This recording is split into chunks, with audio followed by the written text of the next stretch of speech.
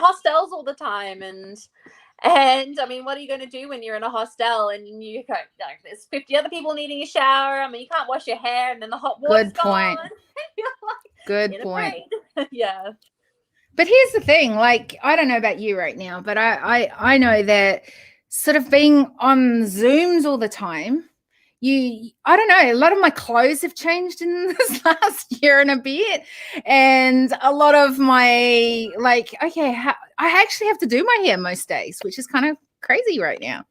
Because, like I said before we came on here live, it was, okay, good, let's just put my hair in braids and chuck it up and even go and speak on stages quite happily like that. So I don't know, life's changed a little bit. Yeah, I've started making, usually not today, as you can kind of tell. I usually put a little bit more of an effort into, like, maybe it's just eye makeup, a little bit of lipstick, all that kind of jazz, especially when I do start talking on things. Otherwise, last year I was just like, whatever. Or because my kids are still so young. I've got a 1.5-year-old and a 4.5-year-old that, I mean, I live in mum bun gym clothes that I never work out. That is so, I've never heard of that. That is hilarious. Mum bum. I just live like that. And so now when I'm like chatting to people like you and on lives and all that kind of stuff, I usually try to make an effort. But I need like a few days in advance. Yeah, sorry about that. But you know what? We welcome you to the decision table. And here at the decision table, we are literally just having conversations. I chose to do it on a daily basis because of this. I learned that with all my travels, that I got to meet amazing people across the globe, amazing leaders in their own rights, whatever that looked like. And it was actually like, then you'd have these amazing conversations. And I was like, what if we brought those conversations out into the world?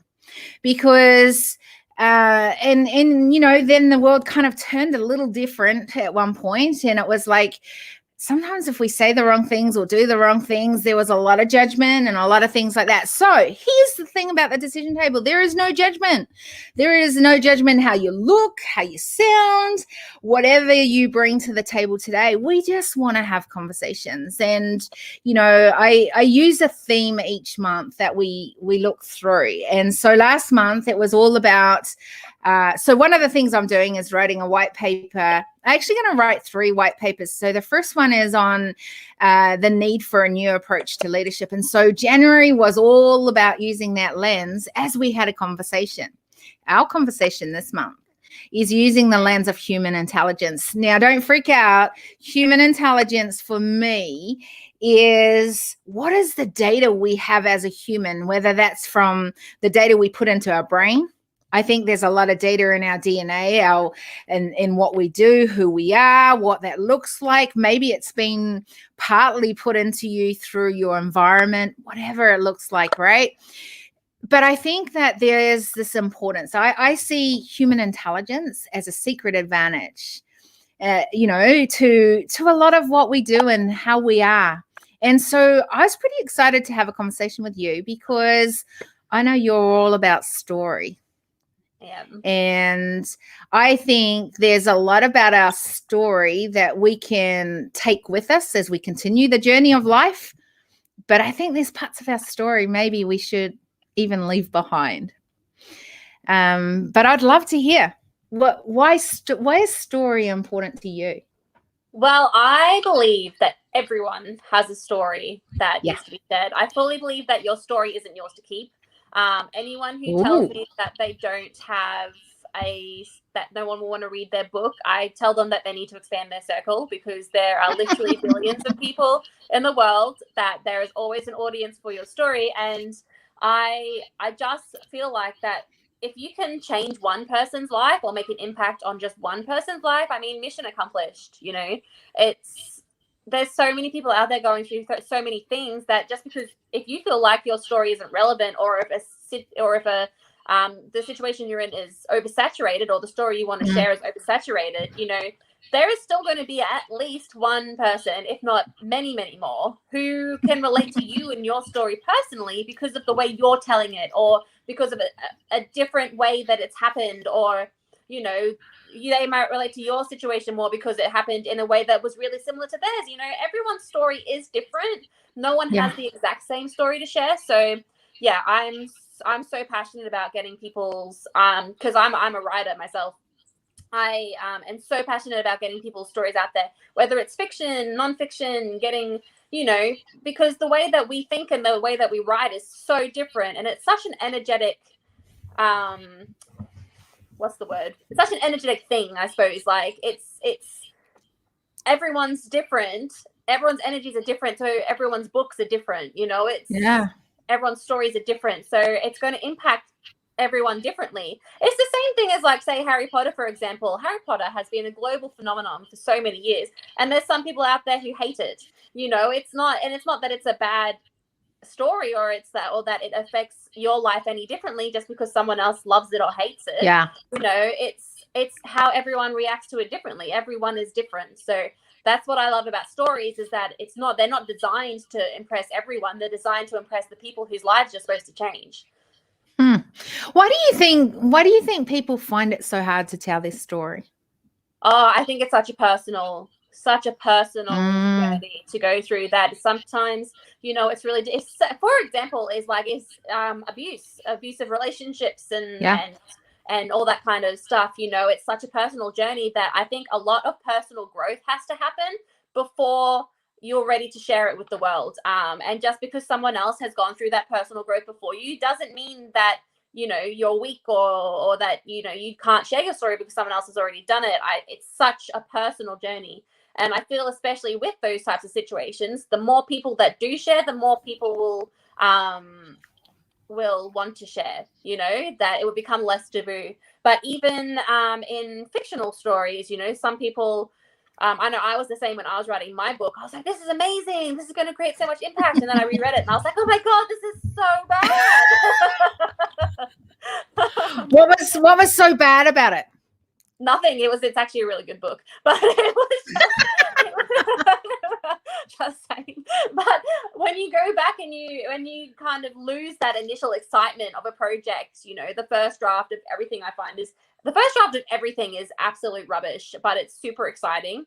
That when you go back, it's and reread it, and you look at the work that you put in, you have a higher expectation of yourself on the second time round. And so because I had that higher expectation and I was still on the first draft that I was looking at, I was like, what was I thinking? But, that's what drafts are for.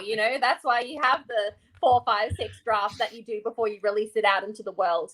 So yeah, no, it was just my own personal self-doubt that got me going, oh my God, this is so bad.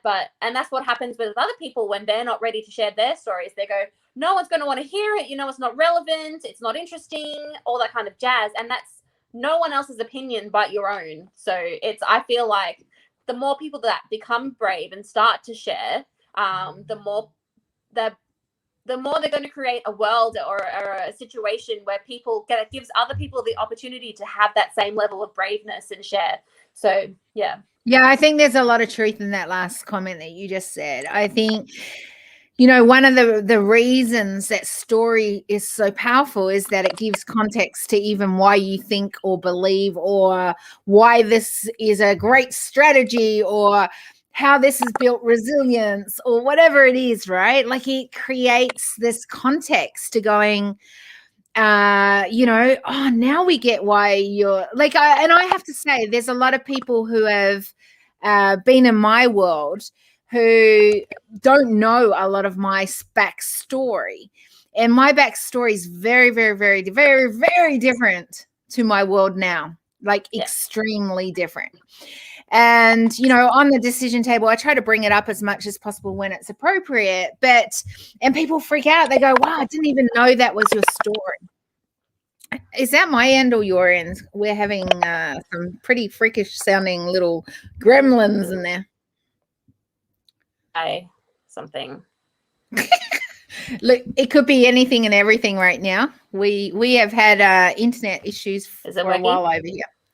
Yeah, but you've although you're looking great, you're like this still picture there right now. Way back? So I can hear you. You sound great.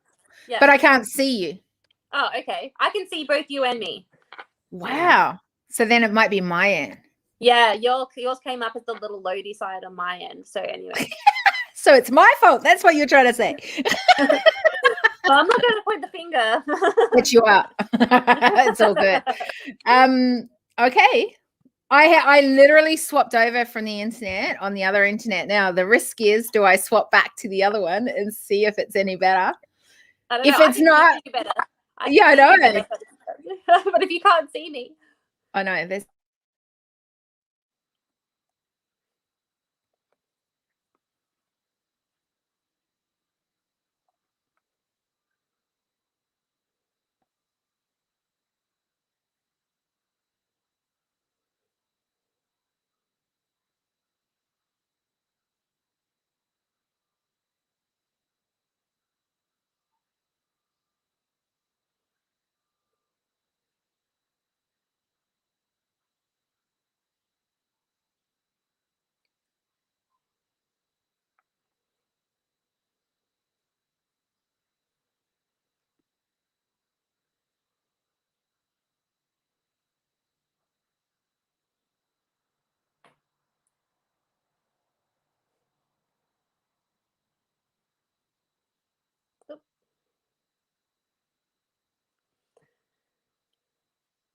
I think we've lost her. Let's see if she comes back. Add you and me. How come but I can't see you? Oh, shall I leave and come back? See if that helps. Maybe, but I like the fact you were talking and saying, hey, I wonder if she's going to come back. That was awesome. So maybe try and come back and then come back in. I had to. Leave it. Okay, all right. So here on the decision table, you never know what will happen. Welcome to Crazy Internet. We actually are getting a new internet session, new internet happening in our house next week, and the last 2 weeks the internet has been crazy. In fact, that's one of the reasons I'm a little bit tentative having conversations right now, because this is happening way too much. It's just crazy. There we go. Can you see me? I can. I was having a great talk to myself. She was a pretty good person to hang out with, so it was all right. But thanks. Welcome to Crazy Internet right now. The last 2 weeks, I heard Telstra is having some problems over here. Yeah. And lots of people are sort of having that problem. And we're actually got a whole, now see, it's making that crazy noise. We're actually getting a whole new system put in place next week so that we don't have the problems of relying on Telstra. So who knows? We'll see what happens. We're with Telstra too at the moment. I switched to I'm on my phone because my laptop with the Telstra is just not working well. So I just switched to normal data. So I have this other, what is it? The dongle, other thing. The dongle thing? Yeah, that thing. Yeah. I have one, and so I was swapping over to it, but that's when I lost your picture. So I don't know. Maybe if I don't know. It's making some pretty freakish noises right now, but we'll make it work. What was I saying? Something about story. Yeah, where were we? You were talking about your story and how it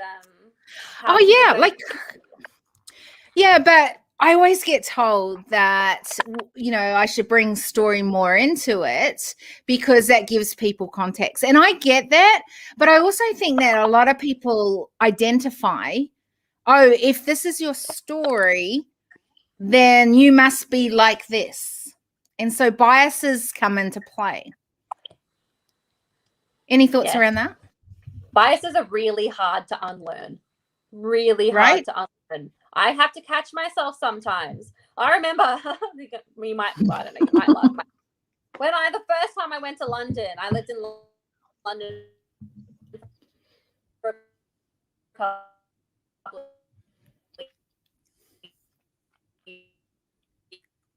years.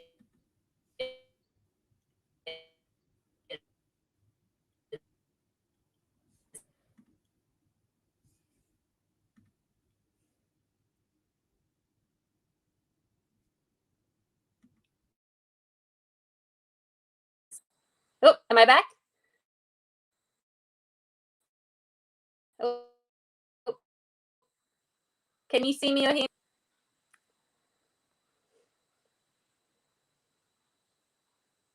Hello?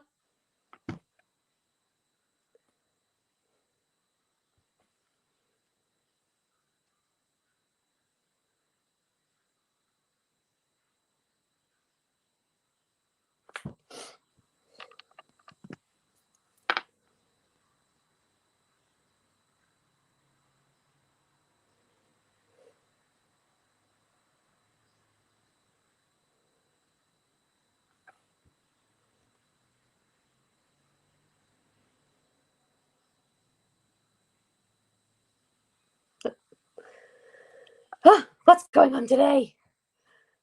It's all right. Crazy energies flying around. Hopefully she will come back. I don't know what's going on. But I'll just chill here with you guys by myself if there's no one online. I can't see any comments. I'm just a guest. But I hope you all had a very nice Valentine's Day. Fun fact, Valentine's Day is my birthday. I just turned 29. How exciting. Come back to us, Karen.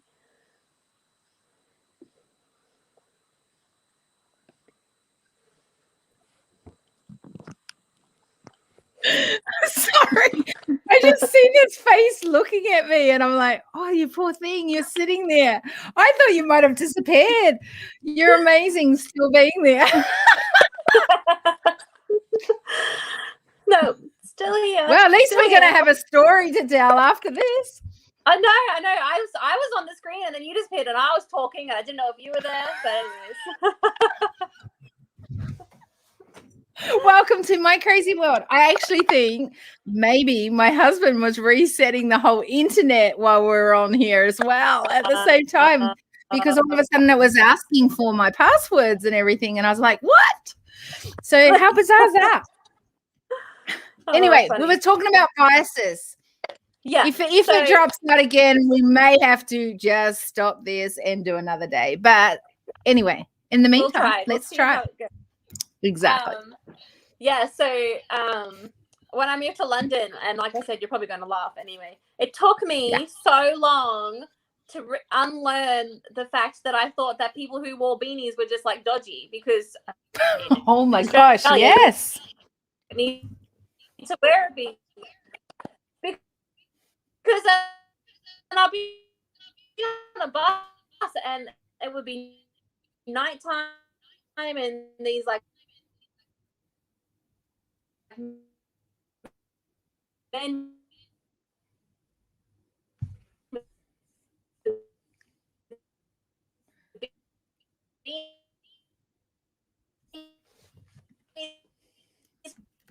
would come on and I would just totally like be clutching my bag and looking at them and the nicest guys ever, yeah, because it's freezing. Of course, they wear